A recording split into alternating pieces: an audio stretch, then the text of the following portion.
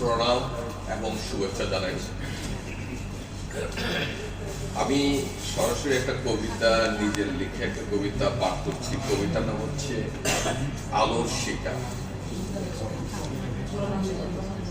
প্রভাতের আলো ফোটার আগেই নারীর ক্লান্তি হয় দূর, স্বপ্ন আর পরিবার নিয়ে বাঁধে নতুন সুর। এক হাতে তার সুখের স্বপ্ন, অন্য হাতে পরিবার, দুটি ভুবন সফল করতে নেই অনন্য এক হাতিয়ার।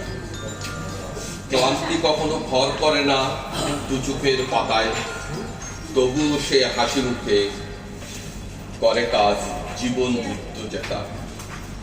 কখনো সে মলিন রাস্তাঘাটে, কখনো বা অফিস আদালতে নিজের আলো ভাষায় সে সকল ভুবন হেসে। কারো চোখে সে রণাঙ্গনী, কারো চোখে সে বাদেবী, নিজের পায়ে দাঁড়িয়ে থাকা অনন্য সে এক নারী। বাধা শতকোটি দম্বার পাত্রী নয়, ইতিহাসের পাতায় একজন কালোজয়ী মমতান নারী সে হয়। সবাইকে ধন্যবাদ। আলোক বড়ুয়াকে।